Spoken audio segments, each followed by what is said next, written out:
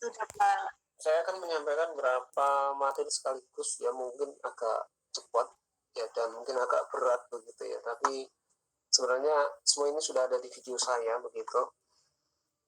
Cuman saya akan mempraktekkan ya, sekaligus menunjukkan beberapa kata kunci yang mungkin perlu diingat untuk memilih menentukan uji statistiknya. Ya, yang pertama dulu tentang, kalau hari ini kan sebenarnya bicara tentang Manwithy ya kalau nggak salah ya, Manwithy-nya atau Wilcoxon ya, saya lupa. Pokoknya di antara itulah ya. Yang pertama, contoh ini adalah soal terkait dengan vertites ya. Nanti saudara bisa mencoba sendiri dari data yang sudah ada ini. Saudara tinggal masukkan ke SPSS-nya itu ya, ke SPSS-nya itu. Kemudian nanti kita ikuti step by step-nya ya. Di video saya ada, sekarang kita juga akan sampaikan lagi step by step-nya. Yang pertama ini adalah terkait dengan uji parametrik ya. Uji statistik itu kan secara garis besar ada dua ya, parametrik non parametrik kalau melihat skala datanya. Ini kan yang kita lihat adalah skala datanya.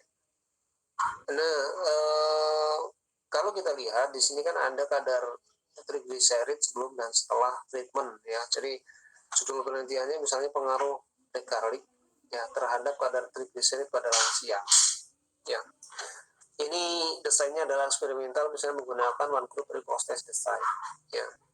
Terus apa uji yang digunakan? Uji yang digunakan uji PRT test, uji utamanya. Tapi kita harus lihat dulu apakah distribusi datanya normal atau tidak, kan begitu ya. Nah, kalau melihat skala data udah memenuhi uji parametrik ya, karena numerik ya, kan uji parametrik itu harus ujinya skala datanya harus numerik number dalam bentuk angka-angka ya. Di perkuliahan pertama kalau nggak salah itu saya sudah sampaikan ya, number itu angka-angka ya. Nah, kita copy aja di sini, kita SPSS-nya ya.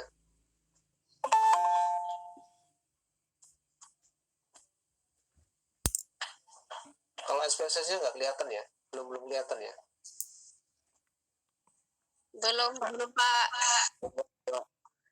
Kayaknya tampilannya ini harus share screen-nya tak ganti dulu. Nah ini yang agak ribet ini, karena harus stop, harus ganti share screen nih, ya, jadi nggak bisa.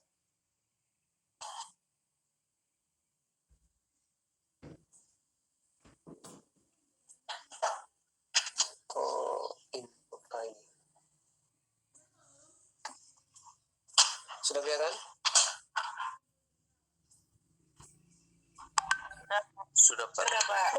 Di bagian bawah kiri bawah itu ya ada data view sama variable view. Nah yang kita klik adalah variable view dulu ya. Kita isi dulu variable view-nya. Sebentar ya, ini kayaknya ini. Variable view-nya kita klik, kita kasih ini dulu ya. Kasih nama dulu. Namanya misalnya ada pre tadi ya dan post ya. Data pre dan post. Kemudian desimalnya kita biarkan karena tadi itu kayaknya nggak ada desimal ya, jadi desimalnya bisa dinolkan. Ini tergantung datanya ya. Kalau datanya memang mengandung desimal ya, kita misalnya HD kayak gitu ya, itu kan ada desimalnya, misalnya 14,2 misalnya, itu kan desimal, jadi desimalnya kasih 1. Nah kalau misalnya nggak ada desimal, misalnya tekanan darah kan ada desimal ya, itu kita nolkan desimalnya. Kemudian label tadi kan kadar triglycerid sebelum gitu ya, sama satunya adalah kadar triglycerid setelah. Ini saya singkat aja ya, sebelum dan setelahnya itu saya singkat, sebelum treatment sama setelah treatment kayak gitu ya. Setelah ini baru kita klik yang kembali lagi ke bawah kiri ya, data view-nya kita klik. Nah ini jadinya seperti ini, kelihatan?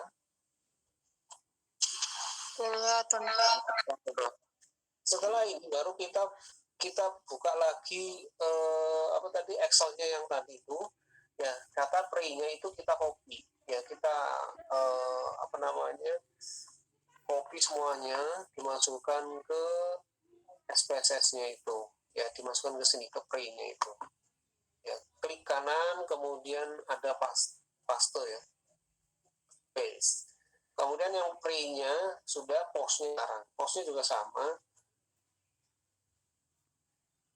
di copy datanya. Nah, tentunya yang di Excel ini adalah hasil dari tabulasi ya. Jadi setelah saudara misalnya mengumpulkan data, ya penelitian, habis itu kan ditabulasi. Nah, Excel-nya itu adalah hasil tabulasinya. Sehingga kita kalau mau masukkan ke Excel itu bisa seperti ini. Ya, sudah kelihatan angka-angkanya? Pre-post? Sudah Pak. Yang selanjutnya adalah kita klik analyze, kelihatan ya. Kalau pakai laptop insya Allah kelihatan ya. Kalau handphone mungkin terlalu kecil ya. Analyze, kemudian kita masuk di compare min, cari compare min. Nah ini compare min, ketemu ya. Oh ya, kita langkah pertama kita uji distribusi dulu. Udah distribusinya atau tidak ya. Jadi masuk di analyze, kemudian descriptive statistik, kemudian explore ya. Descriptive statistik, kemudian explore ya.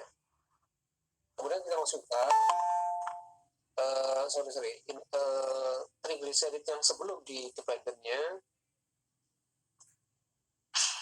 Oh semuanya sama ya, karena tujuannya nanti kita akan lihat apakah distribusi datanya normal atau enggak ya. Kemudian masukkan semuanya ke dependent list ya. Setelah itu kita klik plotnya kita klik. Setelah kita klik yang normality plot with test, itu diklik, lalu di continue. Setelah itu langsung di OK ya.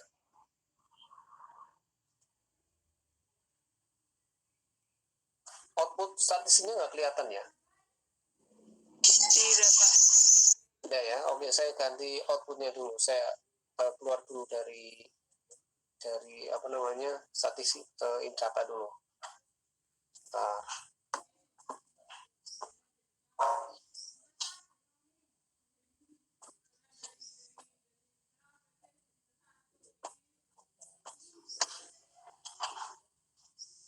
Ya, kelihatan?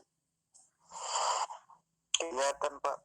Kalau sudah kelihatan, kita cari yang test of normality ini ya, di sebelah kanan, di sebelah kiri itu ada menu ya. Kita bisa klik yang test of normality-nya, kita klik. Nah, ketemulah di sana ada kelihatan tabelnya.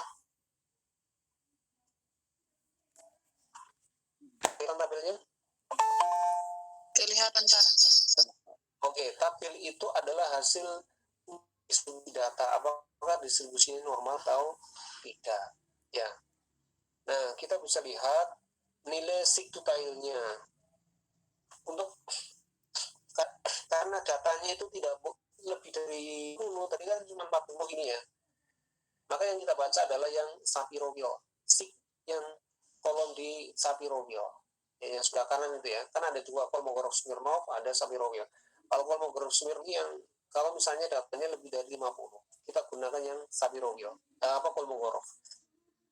Kalau yang kurang dari 50, kita gunakan yang Sapir-Whorf. Nah, kita lihat yang sigtutile-nya. Nilainya adalah 0 sama 0,51. Nah, dikatakan distribusinya normal kalau nilai sig-nya itu lebih besar dari 0,05. Untuk yang sebelum dan setelah ini kan nilainya dari 0,05. Yang setelah ini kan nilainya 0,051, jadi lebih dari 0,5. 05. Ya, jadi kedua-duanya adalah distribusinya normal. Normal. Jadi distribusinya normal. Nah, karena distribusi normal, berarti dia memenuhi syarat uji per-t-test ya, uji per-t-test. Sehingga langkah selanjutnya yang kita lakukan adalah melakukan uji per-t-test. Nah, tak stop dulu ya. Share screen-nya tak ganti dulu. Langkah selanjutnya adalah kita melakukan uji per-t-test. Mana ini data ya. Nah, analyze sudah keluar ya? Sudah kelihatan datanya lagi dari data? Kelihatan Pak. Oke. masuk ke analyze, kemudian klik dicari yang compare min. Kita cari yang pair sample t-test. Nah ini kita klik pair sample t-test, klik OK. Nah triglyceride sebelum kita masukkan ke kolom 1, ke variabel 1 ya, yang setelahnya di kolom variabel 2. Setelah itu nggak usah diapa-apain, langsung di OK saja. Nah keluar ya, sebentar kita lihat yang outputnya. Saya matikan dulu, saya ganti share screen-nya dulu. Ya nggak kelihatan ya? Tidak kelihatan. Oke, saya ganti yang outputnya sekarang. Output nggak ribet, biarin wes ya, yang bisa kelihatan. Nah outputnya sekarang kelihatan nih, ada, sudah kelihatan? Sudah, Pak. Oke, di sana kan ada mean, di sini error rata, kemudian ada standar deviasi, ada standar error mean, kemudian ada lagi di sini correlation, ya ada sigtupile-nya. Nah, kita lihat yang bawah, yang pertama kita lihat yang tabel paling bawah dulu, ya per sample test itu ya. Nah, kita lihat yang sigtupile-nya dulu, ini yang paling ujung, paling kanan, sig dalam kurung tutile. Ya, di sana nilainya adalah 0,0000, artinya lebih kecil dari 0,05. Kalau lebih kecil dari 0,5 berarti ada pengaruh yang sangat signifikan ya. Ada pengaruh yang signifikan. Ya, jadi P ini disimbolkan itu nanti penulisannya menggunakan huruf P italik ya, P miring begitu ya. P sama dengan 0,000 ya. Artinya ada pengaruh yang signifikan apa tadi nih, glycerin terhadap kadar triglycerid kayak gitu ya. Nah selain P yang kita lihat juga ada min rata. Ini ratanya adalah min difference-nya ya 37,375 dengan standar deviasinya adalah 18,81 ya, 18,81. Nah kalau kalian lihat nilai R-nya, ada istilahnya koefisien korelasi, mungkin pernah dengar itu ya, koefisien korelasi. Nilai R-nya itu ada di sini, correlation 0,901, artinya sangat kuat sekali hubungannya. Ya, pengaruhnya itu sangat kuat. Ya, 0,901, mungkin mendekati angka 1,00, maka tingkat korelasinya itu sangat kuat. Ya, sampai sini ada pertanyaan? Jelas kira-kira? Jelas, Pak. Jelas, Pak. Oke. Pertites selesai. Sekarang kita mau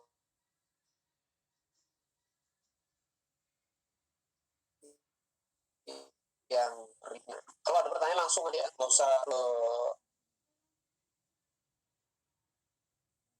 nggak kelupaan. Iya, Saya juga Pak. gitu ya. Tadi saya share yang mungkin dapat yang identitas katanya. Kelihatan, Pak. Oke, contoh misalnya ya, ini contoh penelitiannya adalah hubungan motivasi belajar dengan IPK mahasiswa. Nah, motivasi ini dikategorikan menjadi motivasinya baik sama motivasi buruk. Nah, kemudian dilihat apakah nanti memang ada perbedaan antara mahasiswa yang memiliki motivasi baik dan buruk ya, dibandingkan dengan motivasi yang buruk ya dalam hal IPK mahasiswa. Nah, kemudian desain yang digunakan non eksperimental jenis cross-seksional, terus uji menggunakan chain identity test ya. Kenapa? Karena IPK itu dalam bentuk angka numerik, sedangkan motivasi itu dalam bentuk kategorik ya. Jadi intinya kalau independent test, variabel independennya itu adalah dua kategori ya, terdiri nominal ya, kategorinya adalah nominal, ada dua kategori saja. Kemudian variabel dependennya itu adalah numerik ya. Kita lihat di situ ya, motivasi kan cuma ada dua jenis ya. Baik dan buruk. Sebentar ya, saya menerima telepon sebentar.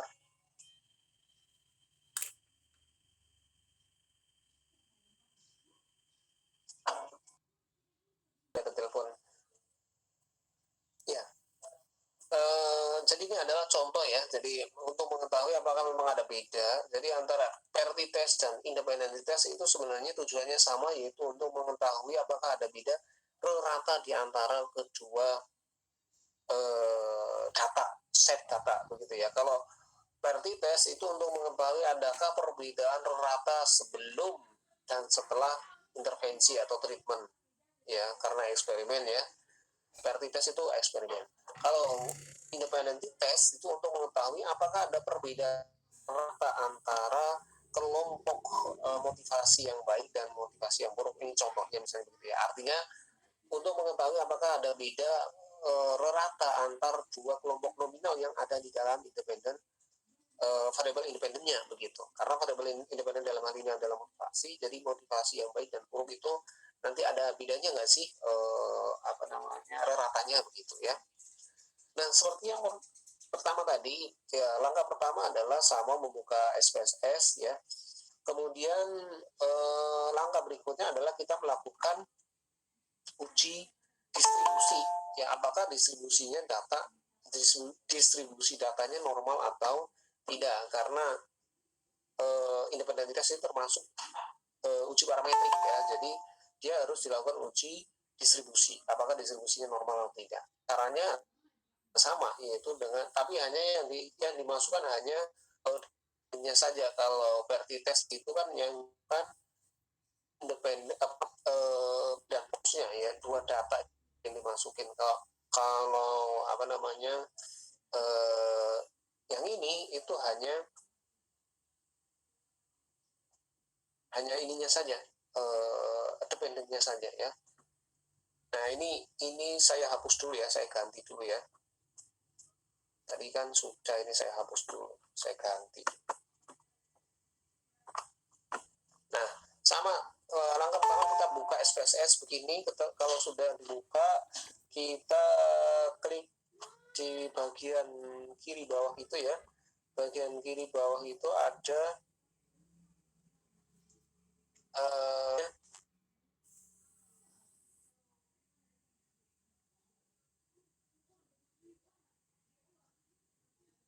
ada misalnya katakanlah dulu ya, motivasi. IPK ya, IPK ini kan ada komanya. Jadi biarkan kita kasih desimal ya. Untuk motivasi karena nggak ada ininya, jadi desimalnya kita nolkan. Nah, karena nominal kita juga nanti kita ngisi value-nya ya. Ini motivasi belajar, yang ini IPK. Nah, untuk IPK view-nya itu value-nya kita kosongin. Tapi untuk motivasi kita isi ya. Contoh misalnya di sini tadi motivasi baik itu nomor satu itu baik ya. Kemudian 2 itu kurang ya, motivasinya kurang. Kalau sudah di oke. Kelihatan Pak.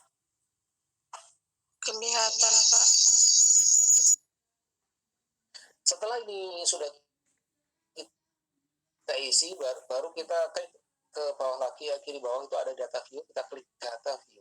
Nah, berarti di sini kan sudah ada nih yang motivasi dan IPK. Baru kita menuju ke Excel lagi, kita buka Excelnya lagi, kita copy di sana. Ya, apa yang ada di Excel yang sudah di hasil tabulasi data penelitian, ya kita copy, masukkan ke SPSS. Masukkan, klik kanan ada paste, kita klik OK. Nah, kita semua kita sudah bisa masukkan datanya semuanya ya. Nah, 1 tadi motivasinya kan baik ya, 2 motivasinya kurang. Nah, ini yang bawah. Apakah boleh disangsting? Boleh ya. Katakanlah tadi kalau di Excelnya itu kan sudah saya kelompokkan yang baik, saya tulis dulu, yang kurang saya tulis kemudian ya. Kalau misalnya sangsting boleh apa enggak, misalnya ternyata nomor 1 itu motivasinya baik, nomor 2 kurang, nomor 3 kurang lagi, boleh, silakan ya, nggak harus urut. Tapi nanti ketika sudah diuji kan otomatis otomatis dia akan menguji sesuai dengan urutan. Ya, tapi ketika dimasukkan kayak gini nggak harus urut. Kebetulan aja ini sudah saya urutkan kayak gitu ya. Nah, langkah pertama sama tadi analyze, kemudian kita lihat apakah distribusi datanya normal atau tidak, yaitu masuk ke deskriptif statistik, kemudian masuk ke explore. Ya, cuma yang bedanya yang dimasukkan kita hanya IPK saja, karena yang data numeriknya kan cuma IPK. Nah, kalau sudah klik plot, yang kebetulan ini sudah kita klik normality plotnya, jadi kalau nanti belum ya plot diklik, habis itu normality plotnya itu kita klik. Kalau sudah continue, kalau sudah baru di OK. Ya, saya ganti dulu outputnya ya.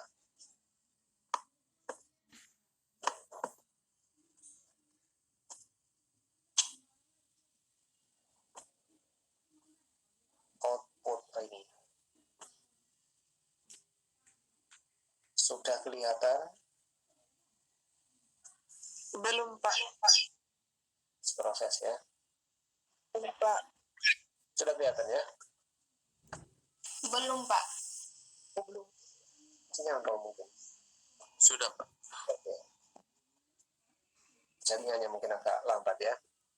Oke, kita lihat yang sama kayak tadi, test of normality-nya kita klik, baru kita akan lihat, oh ini hasil uji distribusi datanya. Kita lihat yang mana? Kita lihat dulu jumlah sampelnya berapa. Oh, di sini jumlah sampelnya 56.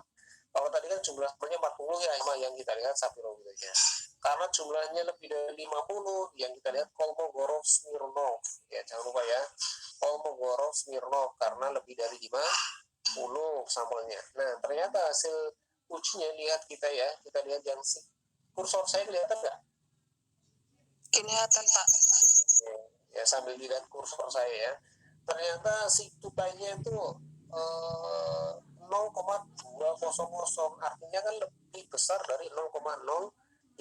Artinya apa? Karena hasil uji Kolmogorov Smirnovnya lebih besar dari 0,05, maka distribusi datanya normal. Ya, datanya normal. Jadi dia memenuhi syarat uji independen t-test. Kita buka lagi sekarang yang data. Saya ini dulu ya, stop dulu ya. Saya masuk di independen t-test. Ke mana tadi? Ke output tadi. Sudah kelihatan? Sudah, Pak. Oke. Kalau sudah kelihatan datanya di SPSS, saya akan masuk ke analisis. Ada juga. Jadi independent test, verti test itu ada di Copermin, termasuk one way ANOVA nanti ya. Itu ada di Copermin, kemudian masuk di independent sample t-test. Kelihatan ya? Kelihatan. Ya, saya klik OK. Di sini ada tes variabel, ada grouping variabel. Nah, yang motivasi belajar kita masukkan di grouping variabel. Nah, kalau dimasukkan di sana ada motivasi dalam kurung tanda tanya 2 ya. Nah, define grupnya kita klik, kita isi grup 1, kita isi 1, grup 2 diisi 2, lalu di continue. Nah, sudah berubah ya. Kemudian kita itu masukkan ke tes variabel di sini. Sudah kelihatan? Sudah, Pak. Oke. Setelah itu baru di OK, langsung aja di OK. Nah, kita tunggu hasil ininya. Sebentar, saya ganti dulu, ganti tampilan outputnya ya. Saya output mana output ini? Oke, di output statistiknya kelihatan? Sudah, Pak. Oke. Nah, di output statistiknya bisa kita lihat bahwa di sana ada yang baik jumlahnya, ya di sini grup statistik dulu ya, kita lihat jumlahnya ada 23 responden, yang kurang ada 33 responden. Ya, yang motivasinya kurang ya. Kemudian ratanya min itu rata ya, ratanya untuk yang baik itu 2,7, sedangkan yang kurang 3,19. Kemudian standar ini standar deviasinya ya. Tapi yang kita baca juga sama, yaitu kolom terakhir, tabel terakhir ya, yaitu independent sample test. Yang kita baca pertama apa, situtile-nya dulu ini ya. Situtile atau P-nya ya, P-nya 0,000. Tapi kita lihat dulu Leven test-nya ini bagian depan, Leven test. Nah, jadi kalau independent test itu ada syarat tambahan, yaitu variannya harus sama. Nah, bagaimana melihat varian sama itu dilihat dari Leven test-nya.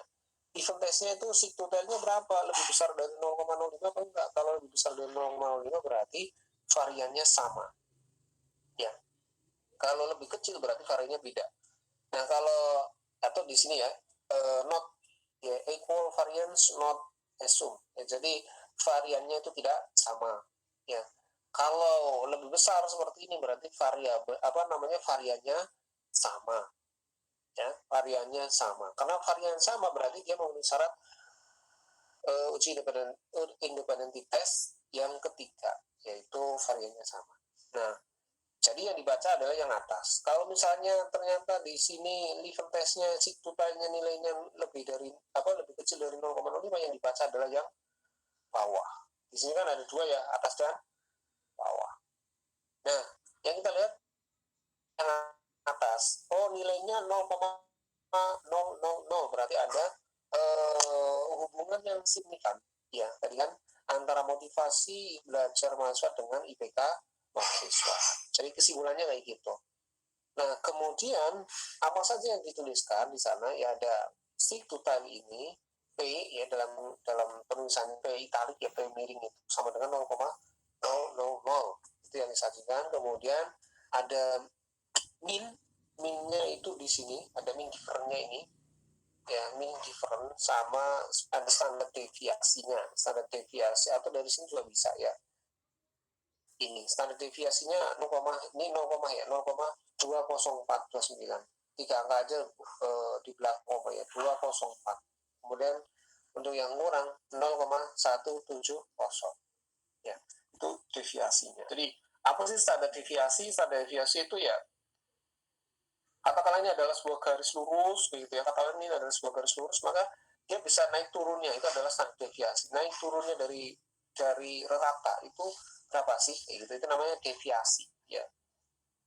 Simpangannya ada berapa sih, ya, berapa banyak sih dia menyimpangnya. Nah, kalau melebihi simpangan itu akhirnya ya kita sebut sebagai data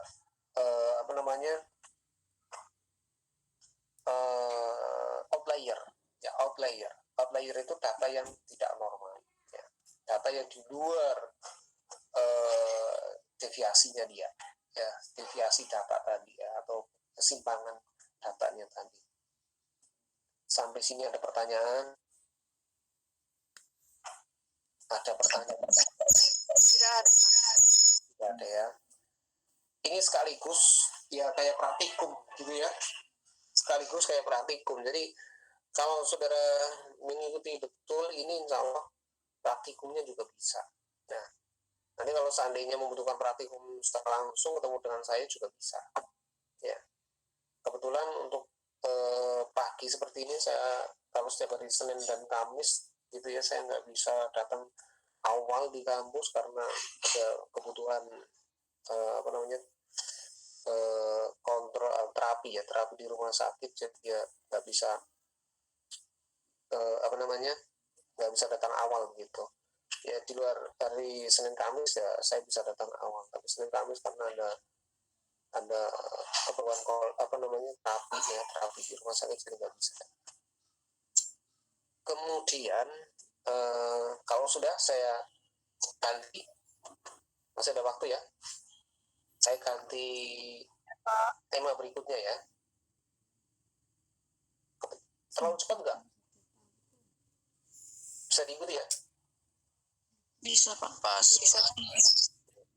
Kalau seandainya masih ada kebingungan ya, sambil lihat video yang saya share dulu, pernah dilihat atau pernah Pak. Keren ya. Masih disimpan ya ini ya.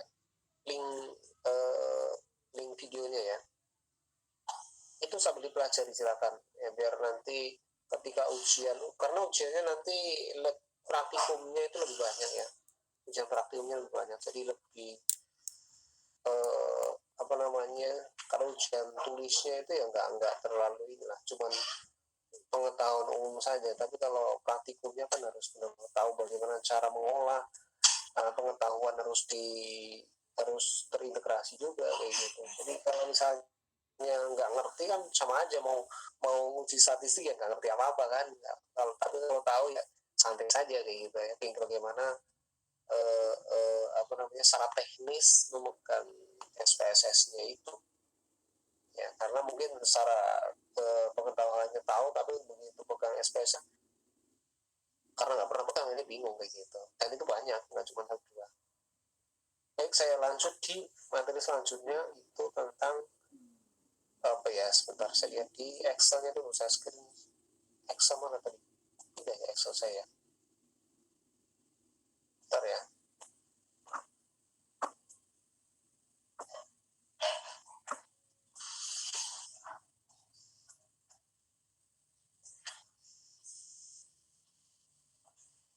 Sebentar ya, Excel saya geser kemana ini, kok nggak bisa keluar.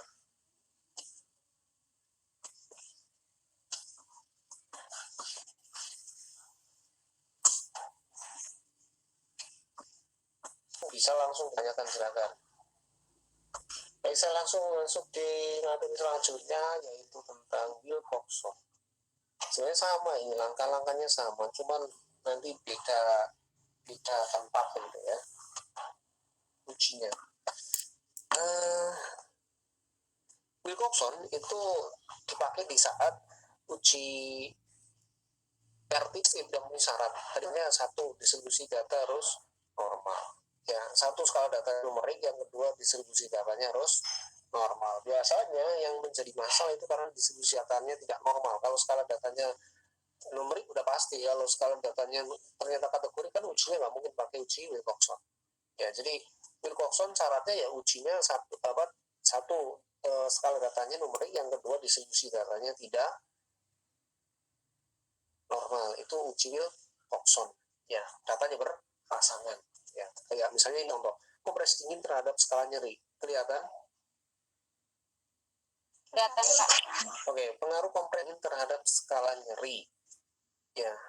Ini kan karena pengaruh ya, kata kuncinya pengaruh ya, berarti ada tindakan, ada intervensi, namanya desain, namanya eksperimental. Kita karena cuma satu grup ya, kita sebut one group pre-post test design, karena pre dan postnya diukur ya, nyerinya itu sebelum dan setelahnya, untuk tahu apakah ada perbedaan ya, rata nyeri, rata tingkatnya apa, skala nyeri sebelum diberi intervensi sama setelah diintervensi kayak gitu ya. Maka kita ukur pre dan postnya. Setelah kita ukur, kita masukkan seperti ini ya, ditabulasi seperti ini. Setelah itu kita buka SPSS-nya. Nah, sekarang saya pindah ke SPSS dulu, tak stop dulu ya. Kemudian saya masuk di SPSS. Di SPSS mana tadi? Oh, ini. Sudah keluar SPSS-nya? Belum, Pak.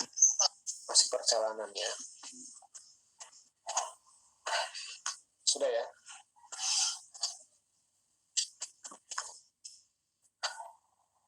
Keluar? Belum, Pak. Oh, nama ya.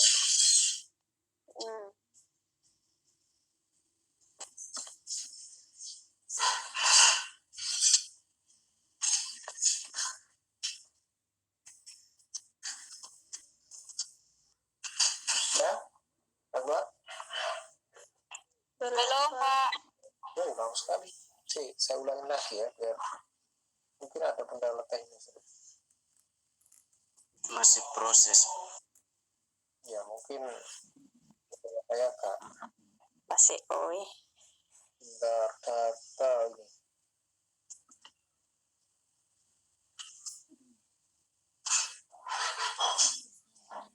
Sudah. Oke, Sudah, sudah ya. Pak.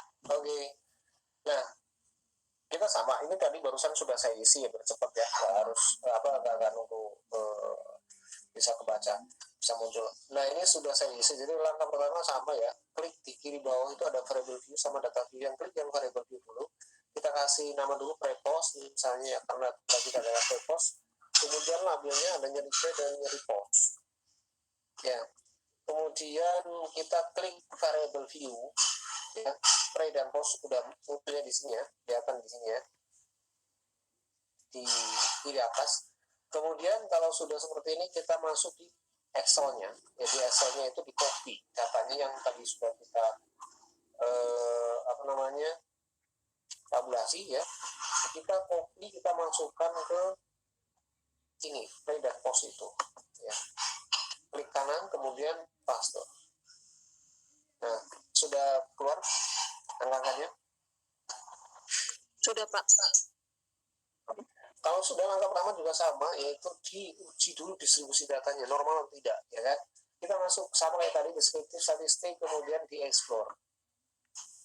Ini kedua-duanya dimasukkan ke dependent list, lainnya dikosongin, kemudian plot diklik, normality plotnya kita klik. Ya, karena ini sudah tadi ya, jadi kita ini. Kalau sudah di oke, langsung di oke. Ya, saya ganti dulu share screen-nya biar kelihatan hasil dari output statistiknya. Output statistik, oke.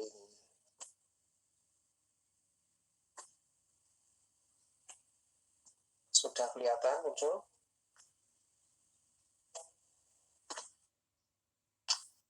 Sudah muncul? Pak. Oke. Di sana kelihatan ya test of normality-nya ya. Iya. Test of normality-nya karena datanya kurang dari 50. Kita bukan yang Shapiro-Wilk. Ya, Shapiro. Nah, kita lihat yang itu kayaknya ini. Dari situ kolomnya Shapiro-Wilk itu kan nilainya 0,000 sama 0,003. Artinya dia lebih kecil dari 0,05. Ya, 0,05. Lebih kecil artinya distribusi datanya tidak normal. Karena distribusi datanya itu akan dilakukan transformasi data. Ya, transformasi data. Caranya bagaimana? Ini saya stop dulu. Ya. Saya masuk ke mana tadi? Ini. Nah, ini kalimatnya di sini karena harus ada transformasi data untuk melihat setelah ditransform itu nanti apakah distribusinya menjadi normal atau tidak. Kita klik analyze, transform, ya kemudian compute variabel, ya compute variabel. Nah, misalnya kita kasih trans begitu ya, biar ada bedanya. Target variabelnya kita kasih trans, artinya namanya transformasinya ya. Kemudian nyeri masukkan ini. Ya, sorry. Kita pilih ini dulu, pilih yang di bawah ini dulu ya. Kita mau pakai apa nih? Aritmatik biasanya ya. Aritmatik mana ya? Aritmatik ini. Aritmatik misalnya aritmatik ini kan jenisnya banyak, misalnya pakai log ya, log 10 misalnya, log atau len ya, logaritma natural ya, len misalnya. Kita ambil salah satu log aja, kemudian kita masukkan ke sana seperti ini. Nah, kalau sudah, baru nyerinya ini kita masukkan. Nah, seperti ini ya, baru di oke ya. Atau misalnya kalau langsung ya sekalian juga ya, ini juga sama di postnya itu tadi kan juga sama ya, postnya kan nilainya kurang juga. Nah, kalau sudah di oke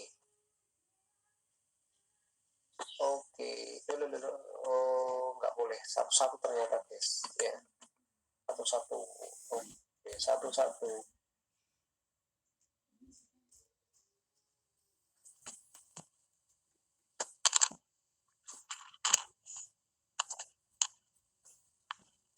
Oke. Bentar ya. Oh, ini sudah. Ya, ini hasilnya ya, hasil trans untuk yang pre. Ini tadi kok saya keliru, belum tak tampil pre-nya ya.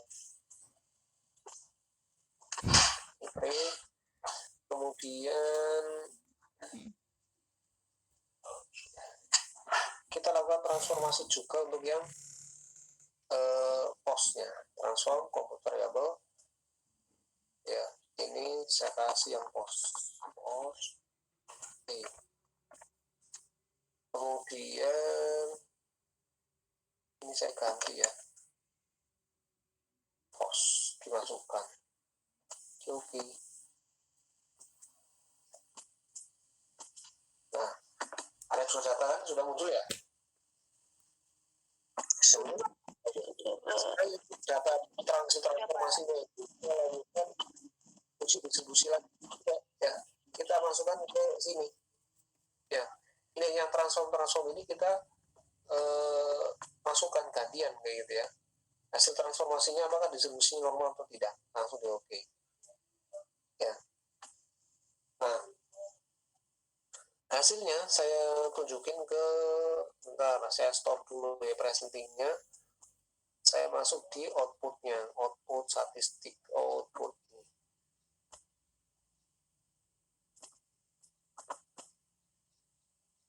Sudah muncul di output statistik?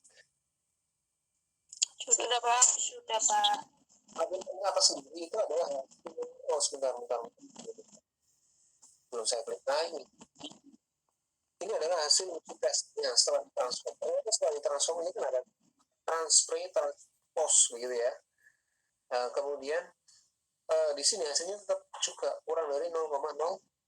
Artinya memang dia sudah nggak bisa dilakukan transformasi, walaupun dari awal transformasi tetap aja distribusinya tidak normal distribusinya. Sehingga kesimpulannya ya kita melakukan uji pakai uji alternatif yaitu option. Ya, bisa di ya kira-kira ya. Step by step-nya kira-kira ini agak ribet soal. Ya. Iya Pak. Bisa dibahas ya. Kalau sudah saya akan masuk di kata antara. Ya maaf ini agak pakai Zoom ya. Harus ganti-ganti tampilan. Saya masuk di ini dulu. Nah, sekarang saya mau menguji Wilcoxon. Nah, yang diuji yang mana? Yang ini, yang pre dan post. Yang trustnya nggak usah. Ya. Jadi analyze, kemudian cari di bawah ada yang namanya non-parametric test. Non-parametric test, analyze, non-parametric test. Kemudian ada lagi legacy dialog. Ya. Kelihatan? Kelihatan. Oke. Nah, dari legasi dialog itu pilihannya banyak kan. Di situ ada square binomial run, kemudian one sample, QIs, QS gitu ya. Ini kalau Mirov maksudnya ya. Kemudian ada independent sample, ada two independent sample, ada Q independent sample, ada Q related sample. Nah, yang kita gunakan di sini apa? Yang two related sample, karena kan ada sampel ya, pre dan post ya. Iya Pak. Jadi itu saling berkaitan. Jadi itu sample yang kita gunakan. Nah, nanti kalau ini itu ada di sini. Itu independent. Kalau kita apa? Ini kok itu related. Nah, sini ya. Nyari pre kita masukkan, nyari post kita masukkan. Kemudian Wilcoxon udah kecentang ya, baru kita oke. Hasilnya kita lihat dulu sebentar, saya pindah dulu. Hasilnya adalah output ini. Sudah muncul outputnya? Sudah Pak. Sudah Pak. Oke, sebentar saya naik dulu ya. Wilcoxon. Dari hasil uji Wilcoxon bisa terlihat yang tes statistiknya ini hasil file ya informatif si utile itu yang ya di sini nilainya 0,000, artinya ada pengaruh yang signifikan gitu ya. Yes. Ya. Tadi apa itu nyeri ya? Iya. Ya, pengaruh apa? Pengaruh saya tak lihat. pengaruh kompres G. Ya, jadi artinya apa?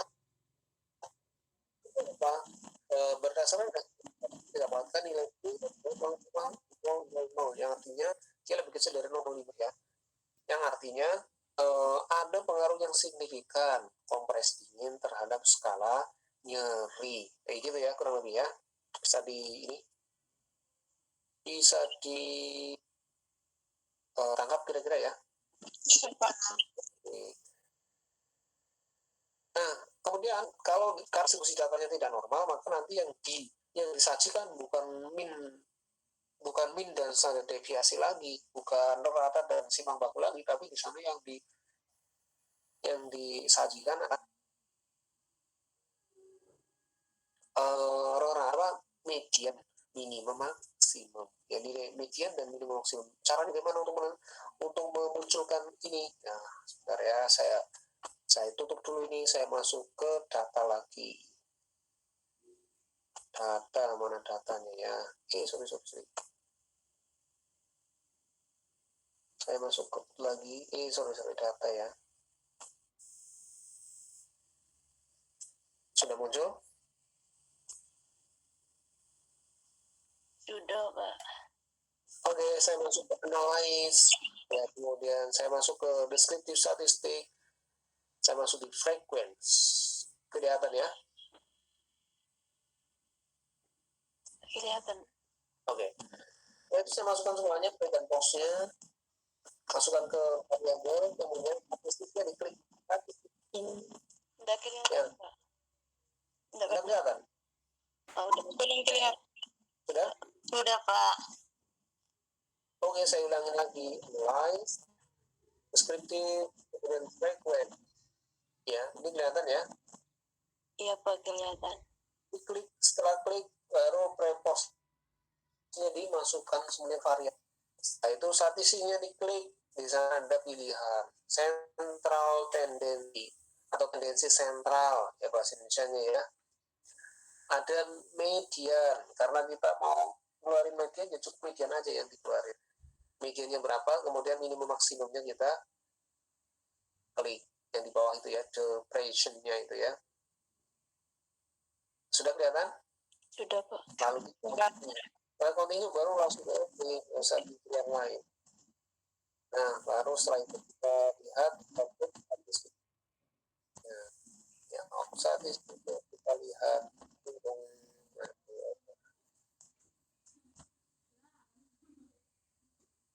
nah ini mudah-mudahan bisa kelihatan ya.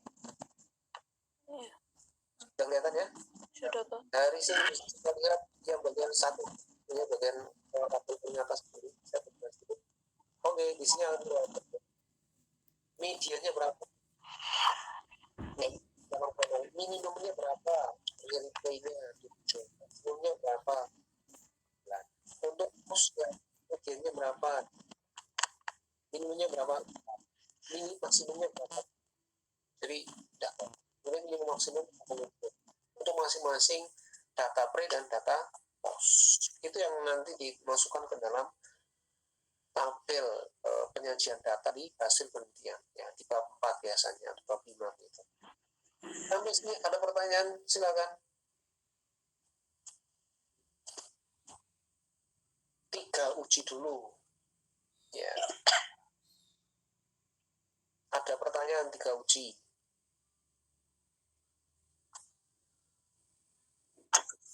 Tidak ada? Ini ada 29. Tidak ada. Ada berapa orang? 36 orang. Kelas ini berapa orang?